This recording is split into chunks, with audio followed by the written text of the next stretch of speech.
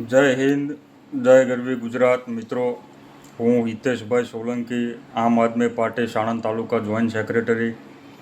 આજે બે મુદ્દા ઉપર હું એક નાની એવી ચર્ચા કરવા જઈ રહ્યો છું કે જે ખરેખર આપણે ઘરે ઘરે જઈ અને પ્રજાને સમજાવવા જેવી વાત છે.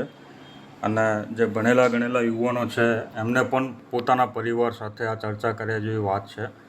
સૌથી પહેલી ચર્ચા એ છે કે હમણાં વિપક્ષી પાર્ટીઓએ કંઈક આપણે ઇલેક્શન કમિશન ઓફ ઇન્ડિયાના અગેન્સ્ટમાં એમનો જ ડેટા કંઈક આપ્યો હતો. એમાં બધા અમુક એવા વોટરો હતા કે જેમના ઘરનું એડ્રેસ 0 હોય. તો એમાં માનનીય આપણા જે મુખ્ય ચૂંટણી પંચ જે છે એમને એવો જવાબ આપ્યો હતો કે ભાઈ જે રોડ પર રહેતા હોય જેમના ઘર ના હોય એ લોકોના ઘરના નંબર 0 લખ્યા હશે સરનામામાં.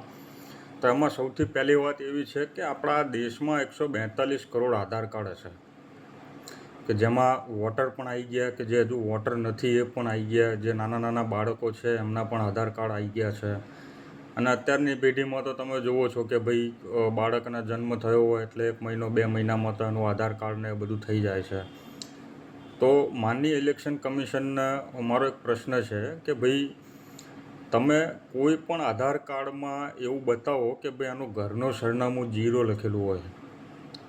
બરાબર છે, એનું ઘર હોય કે ના હોય, પણ કોઈના આધાર કાર્ડમાં એવું લખેલું હોય કે ભાઈ એના ઘરનું સરનામું, એનો ઘરનો નંબર 0 છે, તો એ તમે સાબિત કરી આપો.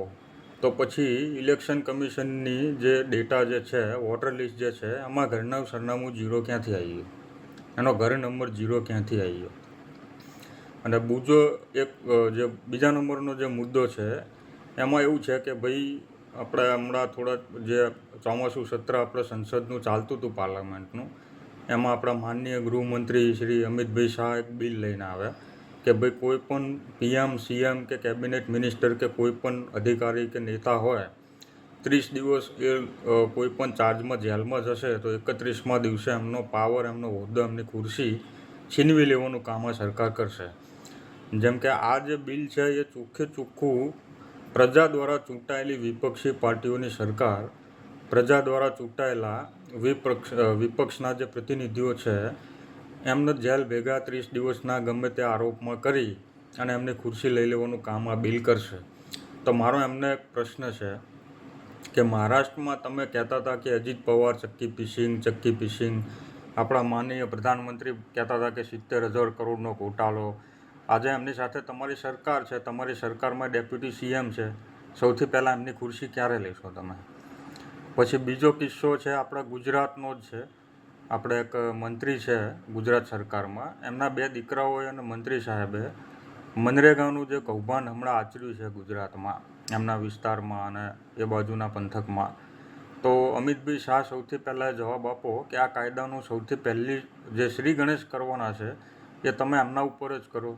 સૌથી પહેલાં એમનું રાજીનામું લો, એમના 2 દીકરા સહિત એમને જેલમાં મોકલો, એમને કાયદાકીય સજા આપી અને તમે આ દેશને એક એવો સંદેશ આપો કે ભાઈ આમાં પક્ષ વિપક્ષની કોઈ ભૂમિકા નથી. જે પણ આ રીતની ગુનાહિત પ્રવૃત્તિઓ કરશે એ બધા માટે આ નિયમ રહેશે. તો હું તો આશા રાખું છું કે સૌથી પહેલાં એમનું જ રાજીનામું લેવામાં આવે અને સૌથી પહેલાં એમના 2 દીકરાને પણ જેલ ભેગા કરવામાં આવે.